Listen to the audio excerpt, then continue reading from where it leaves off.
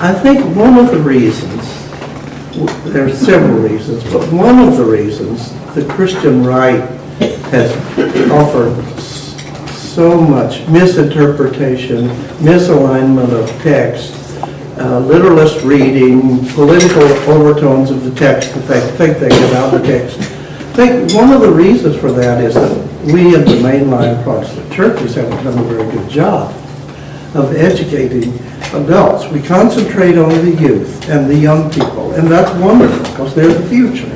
But unless we have an informed adult population, I think we have not much of an alternative in terms of interpreting what the texts say and mean. And so I'm happy to be a part of this effort that you're expending, and on, arguably the most important letter ever written in terms of the impact that it's had on the church, especially on Western history.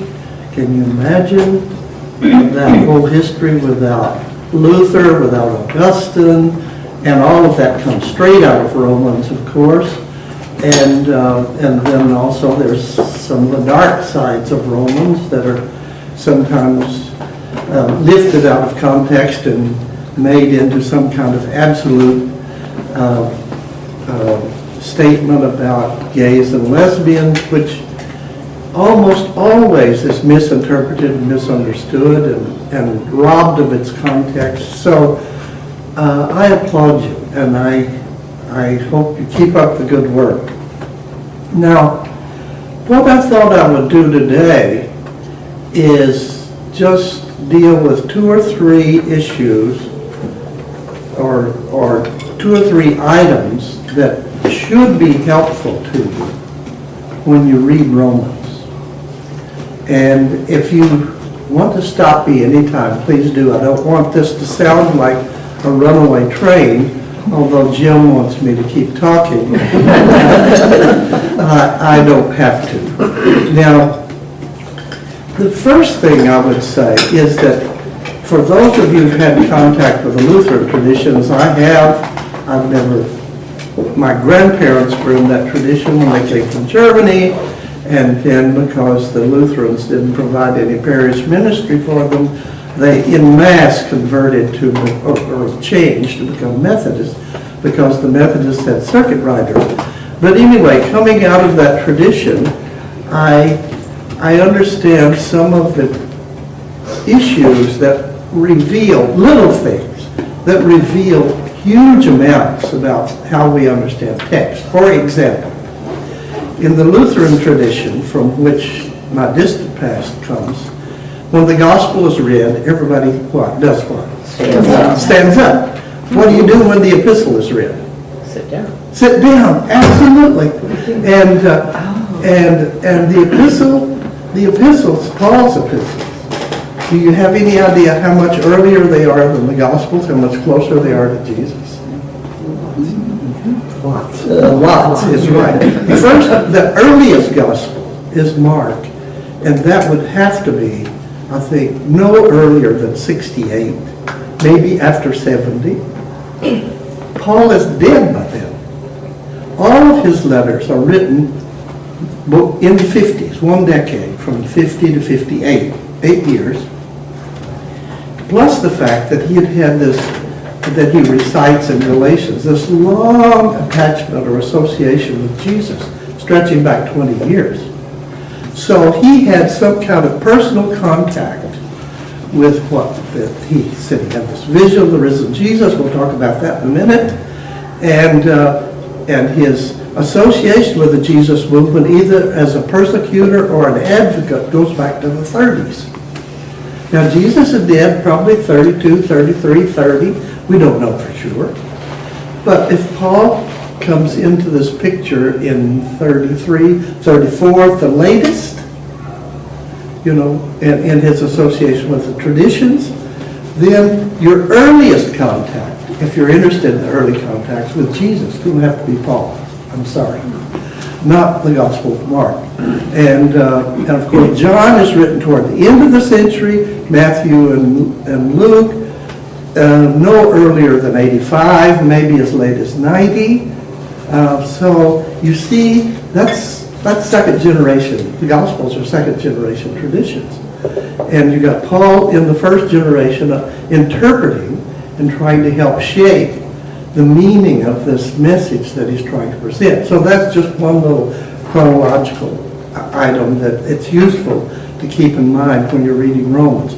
Romans is written, as I surely state in the book you're reading, it's probably the last letter Paul writes.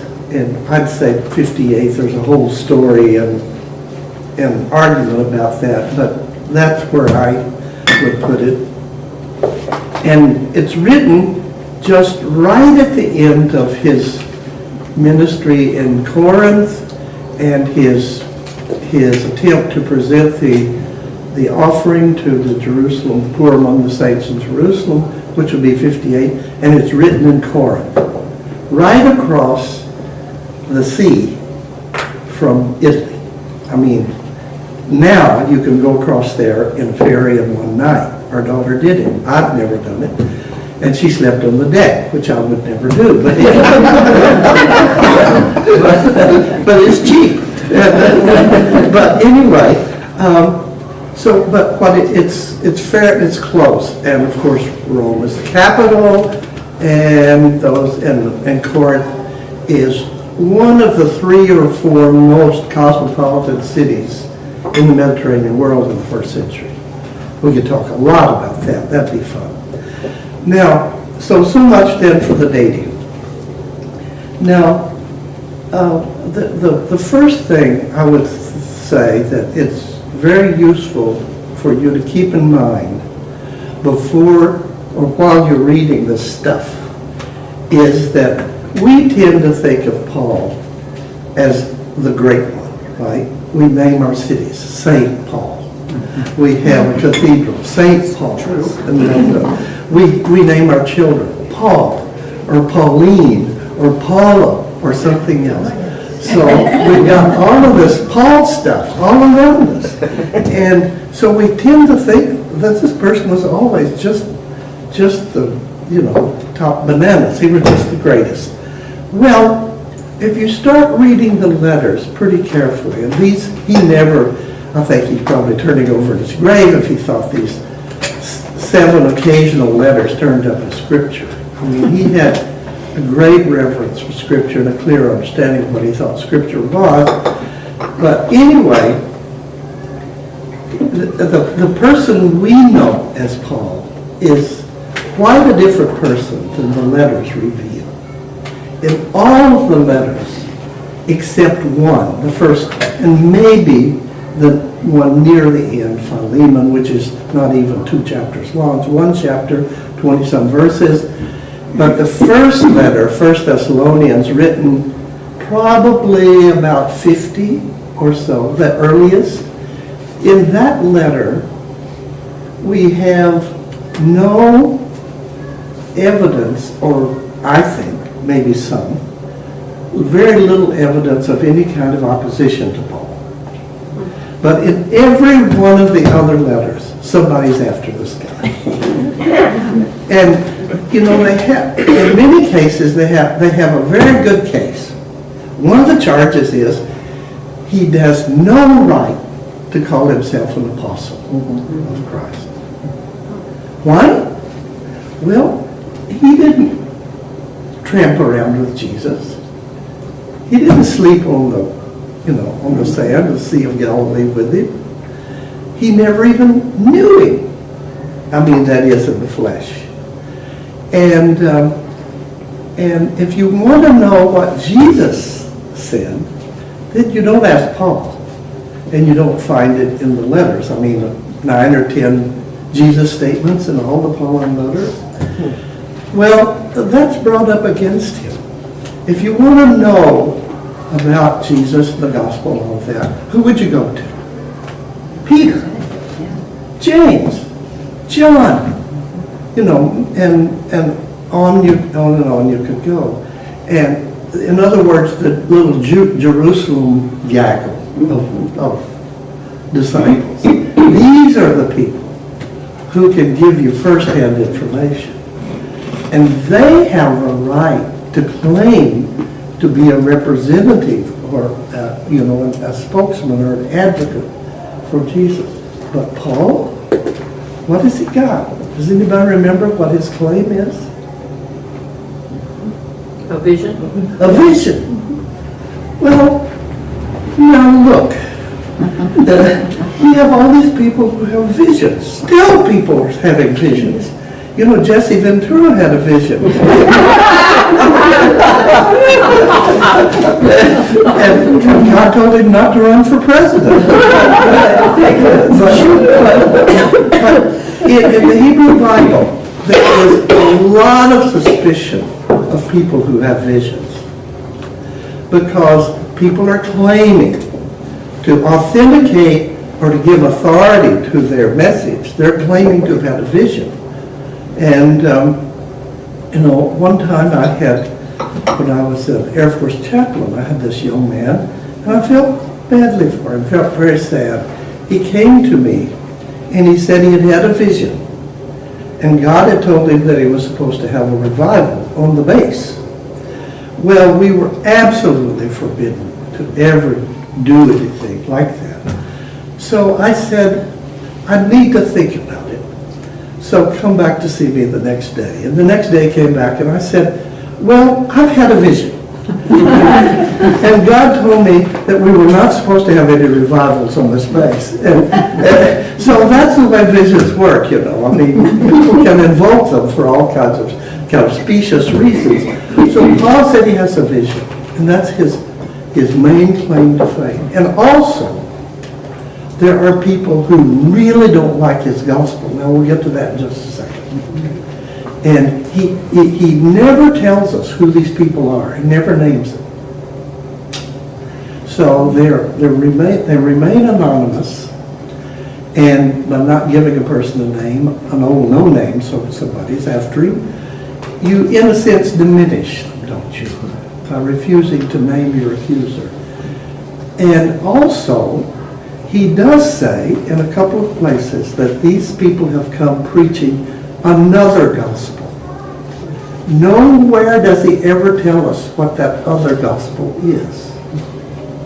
Wouldn't you like to know? Yes. Another Jesus.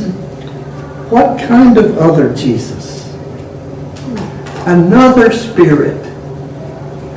So there are contests to see who's got the real goods on Jesus, And so here it is in the early phases of this movement, and Paul is being accused of being some kind of an imposter, some kind of interloper who's claiming access to the inner circle.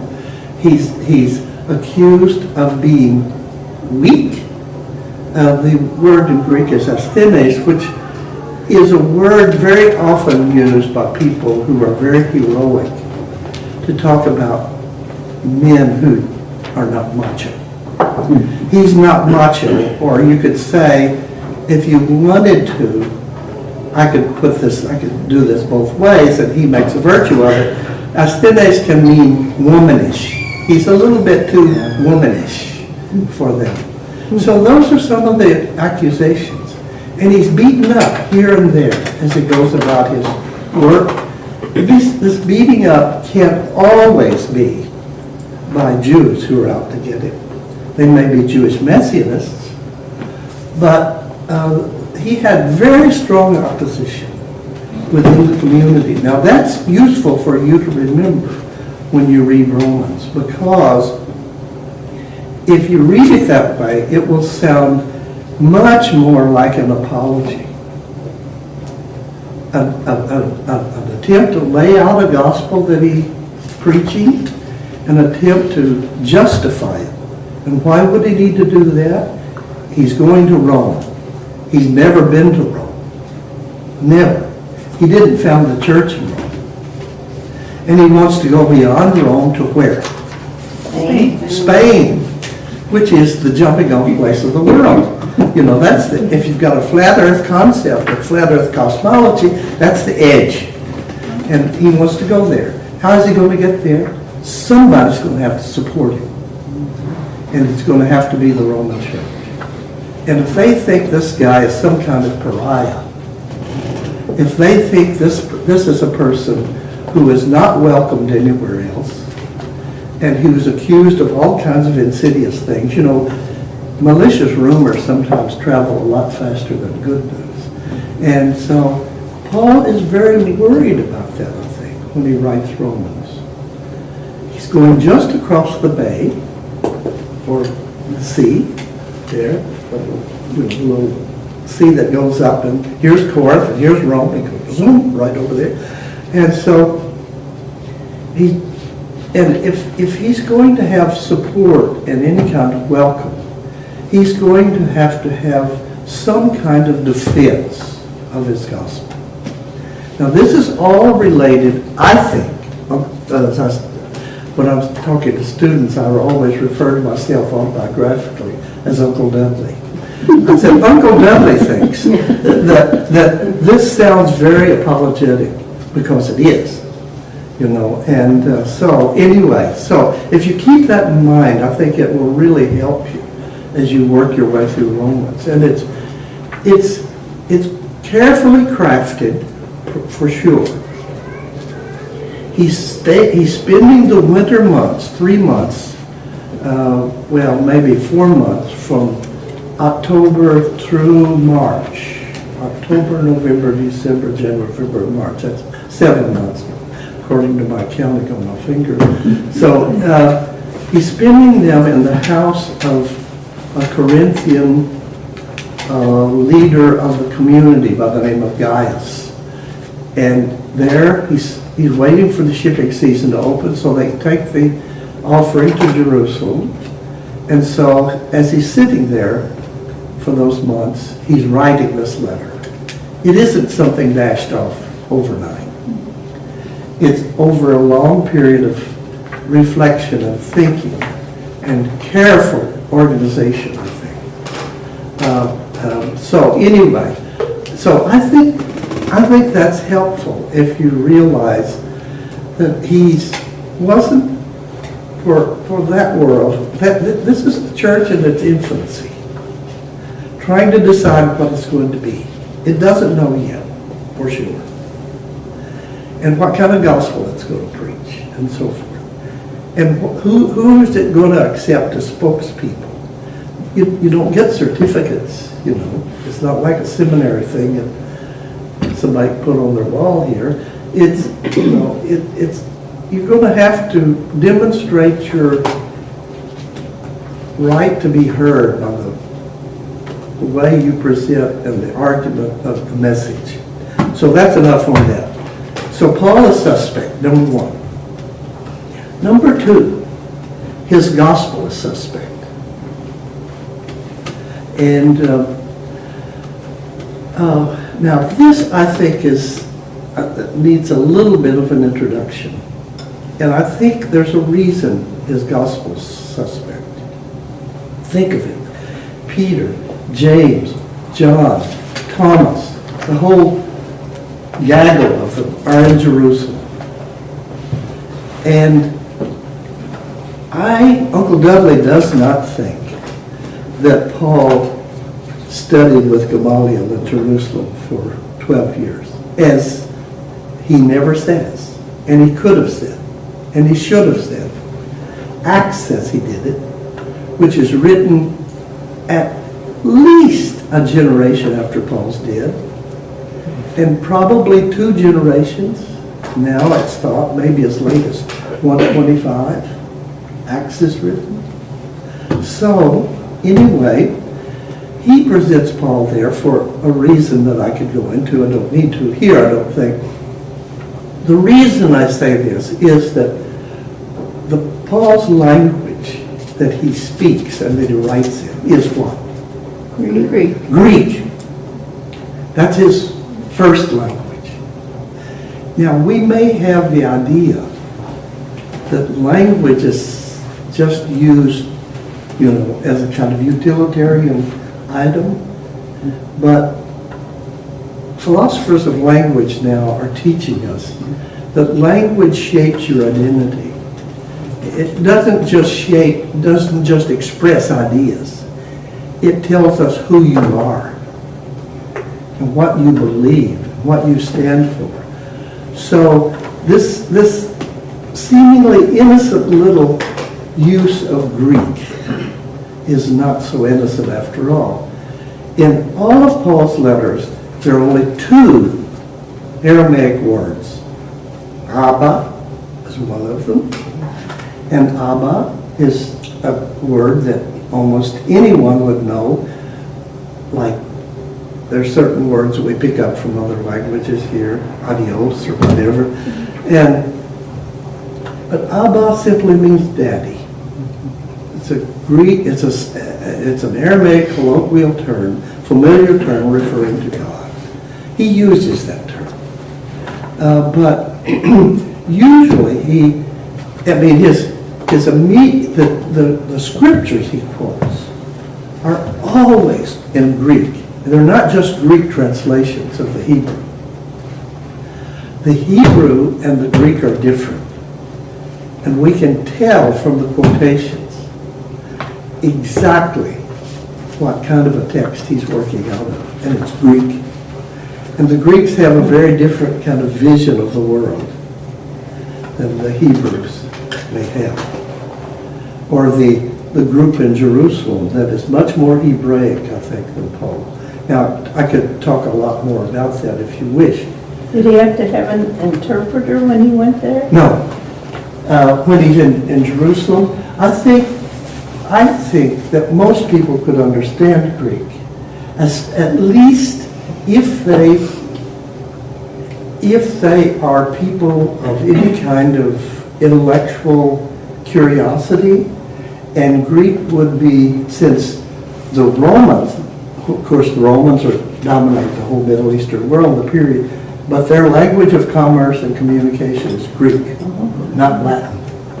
There are a few Latin words in Palestine, but most of the old inscriptions are Greek.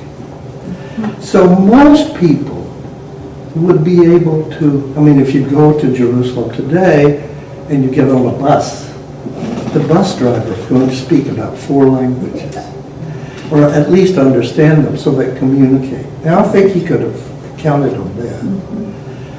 He might have been able to speak a little bit of Aramaic and Hebrew, but I'll assure you, that was not his first language. And now this tells me that he grew up in some kind of place where the first language of his youth was Greek.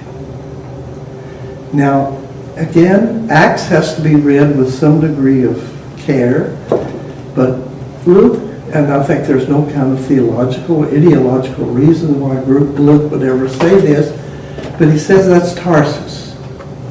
Now, my life doesn't hinge on that decision, but it makes absolute sense to me. In the first century, Tarsus is a very, very important commercial center. It has one of the safe ports on the Mediterranean. It is a real cosmopolitan city where the people do speak different languages and people from all over the place. And also, what of Tarsus is kind of advantaged in a way. And it has very strong philosophical groups there. We know there's a strong Stoic group, and Paul, I could tell you some places where Paul is depending on that kind of language and understanding sort of an air. He talks about controlling my feelings. He's very, very Stoic, and especially he's talking about his sexual drive, which he says is always under control. but anyway, that's about, I don't want to but anyway, what I'm saying is that Paul grew up in this very, very cosmopolitan little city, and I've thrown this out. There's not a shred of evidence to support this, except this is just a hunch I have, that maybe one of his best little friends was a non-Jew. was a Gentile. If he ever had a girlfriend, it might have been. That's just something you can play with. But anyway, what I'm saying is that he had daily interactions with non-Jews. Now, we use the term Gentile. I don't like that term. It comes from Greek to Latin to us in kind of an extension of the Latin, but from gens, which means people. People would be better. But from the point of view of the Hebraic tradition, the Greek word that Paul uses is always ethnic. We have a direct correlation of that in English, ethnic. Somebody's ethnic. They're one of the ethnics. Now, in our situation, almost better than anyone else's situation, we can understand the tendency of peoples to try to establish their own worth by denigrating other people, by showing we are not like them. All this stuff about Latinos now, which you see in all of this racist language that we see cropping up in this campaign, that's all trying to assign somebody to a different category, an other category. Now, the Gentiles were considered by the Hebraic tradition as other. Now, I don't know, Jim, how much time I have. Does anybody know? If you could speak till about 11:15 and then give us 15 minutes I'm for sorry, Linda, question. that we didn't No, do that. that's fine. No. Okay. I have nothing to say. Okay, but so that is his setting. And so he grew up wondering, what's all this about these being bad people? And he has all kinds of traditions that came through his Hebraic or Jewish, you could say, or Israelite tradition that raise real suspicions about the Gentiles. First of all, they are immoral. Don't you know that? If you find a Gentile, you can count on them being immoral. They're kind of libertarian, and they're also kind of they claim to be the kind of location of civilization, but they're not really. They are kind of subhuman. They're almost animals.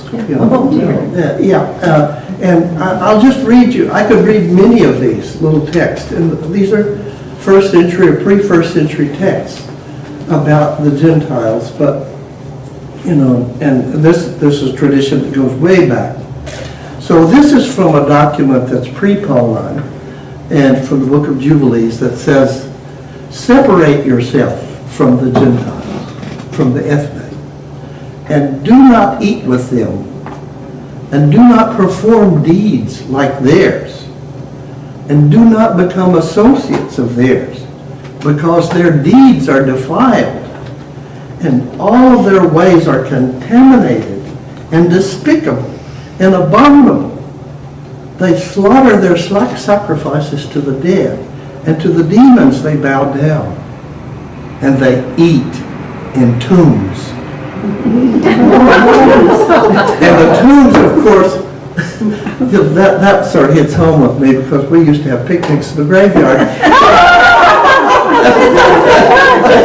Yes, so but anyway, so there's just all of this stuff out there. Now, Paul is growing up in a situation where kind of the basic premise of the Hellenistic world or the Greek world is that if there is one God, the question's asked in a philosophical sense, that God has to be the God of everybody. Not just the elect or the people who assign themselves to the category of the elect, but to everybody. Now that kind of Hellenistic universalism, I think, was very much a part of Paul's understanding. That meant that when one of his earliest understandings and interpretations of the gospel, the good news of Jesus and about Jesus, is that this good news, if it's about the end of the world and the Messianic age, will have to include not just the select people, but the non-select. Now you might think, well, that's a no-brainer. Not in the first century. And if you are a member of this small group that has this tradition, has protected the scriptures, received the promises of Abraham, and has been the custodians of the temple, and now see themselves as the custodians of the traditions of Israel. And if you are in that group, in this period of Paul, there are going to be serious questions raised about your doing this. One of the questions that will surface over and over and over again in Romans is that there's the clear understanding or belief that if you include the ethne, the Gentiles, in the elect group, you're going to water it down. And it's going to be basically or fundamentally, eventually, an amoral or immoral group.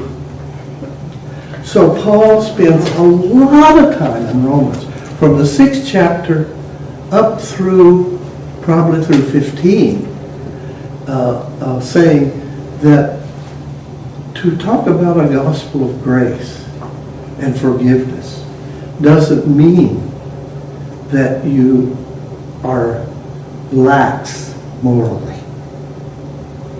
Now, there's one of the best kind of illustrations of this, and I think I maybe mentioned it in something you'll be reading, is that in W.H. Auden's little thing about the time, for the time being, he portrays Herod, and someone comes to Herod to talk about the early Christian gospel.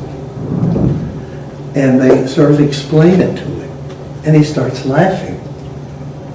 And he says, oh yes, this is just wonderful. I can see where you're coming from. God likes to forgive sins. I like to commit them. So we have a wonderful arrangement. so anyway, so now that I think will be behind a lot of this. That early part of Romans, where he's going to spend time talking about both.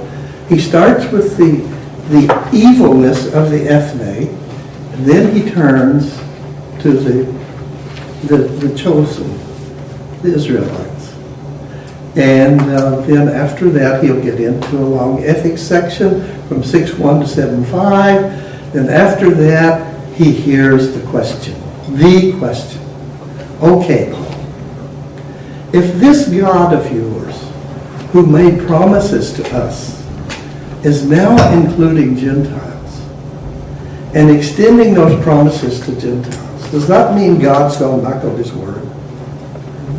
And does that mean that we can't trust God anymore? Does that mean, what does that mean? And so he begins with 9:1 through chapter 11, dealing with that problem in a really, really interesting way. He was wrestling with that whole issue. That's a very complicated section. So I'll warn you ahead of time.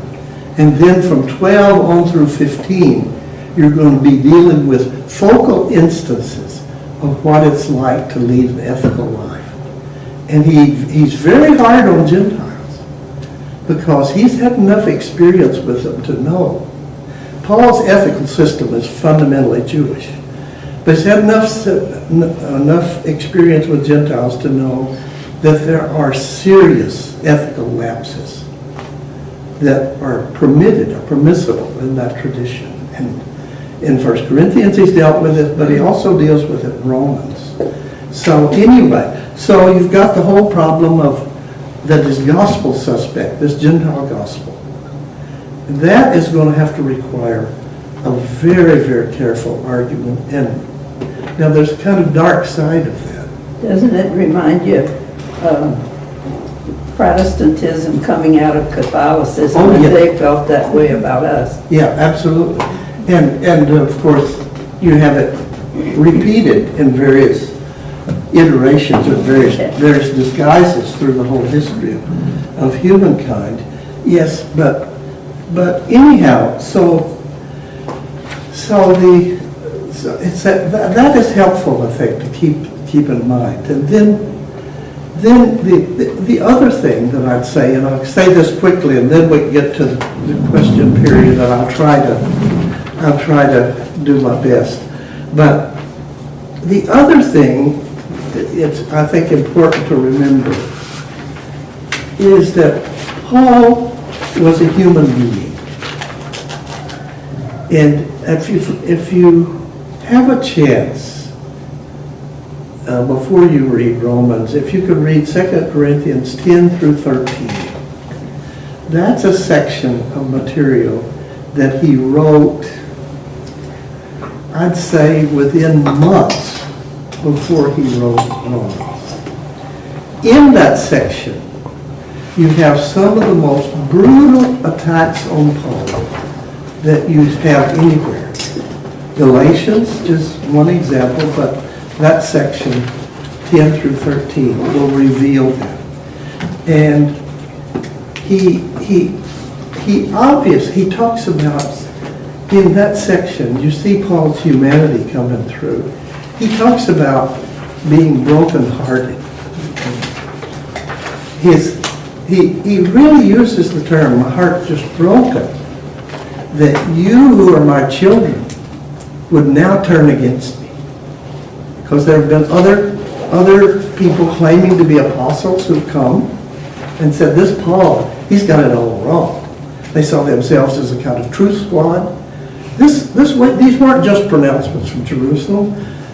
There were people all over following him around trying to correct him. And so he's got it all wrong. And so the interlopers were able to convince a lot of Paul's converts that he was wrong. And they turned away from Paul to the interlopers. Paul calls them the super duper apostles. Very sarcastic. I mean, you'll see some of Paul's best sarcasm in those 4 chapters, if you think sarcasm can be good. But anyway, you can just, he talks about the physical abuse he's had. But more than that, I think, more painful than that, is the kind of repudiation of his message and repudiation of him as a person. Now, I don't know, I can't say this with certainty, this is a supposition again that I'm working with, but people who do psychology have tended to agree when I pose this problem, it's not easy to overcome that kind of psychological, brutal attacks or punishment. Those are hurts that linger. So I say, and now I'm trying to do something to be my kind of little valedictory on Paul in a little piece I'm working on. I say that Paul writes Romans in the shadow of 2 Corinthians, where he's been hurt terribly. He's just been brokenhearted by what's happened. And he doesn't know how the story's going to come out.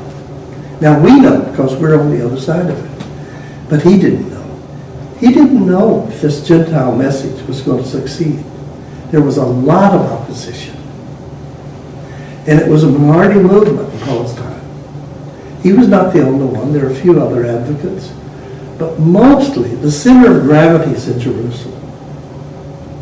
That's where the power is. And well into the 2nd century, that's recognized.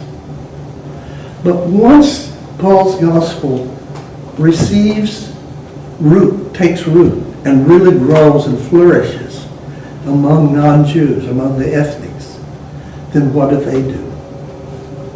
Who do they repudiate? The Jews. So by 125 or 130, you have Jews who are repudiated as heretics. It's not any longer, Paul was, and that would have just broken his heart, because he wanted to include both in one elect community.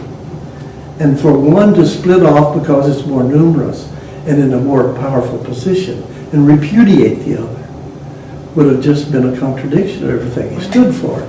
So I think that Romans is written in the shadow of 2 Corinthians because he's afraid that will happen. And it's a defense of a Gentile gospel. But it does not in any sense repudiate the election of Israel. And, you know, when he says in Romans 11, all Israel will be saved, and there are people who try to argue that Paul's really saying all Israel will be saved if they just believe in Jesus. But that's not what Paul says. Read it. There's no condition. The promises are valid, he says, that God made to Israel. So anyway, those are just, so three things then. He's suspect, his gospel is suspect, and that Romans is written in the shadows. And so it's a very, I think, very powerful piece for that reason. And at the end of the gospel, end of my head, at the end of the letter, 14:1 through 15:12, he will be arguing for a church in which Jews and Gentiles can get along. It's all about food rules and who's stronger, who's weak, you know, that kind of stuff. But he wants to believe they will.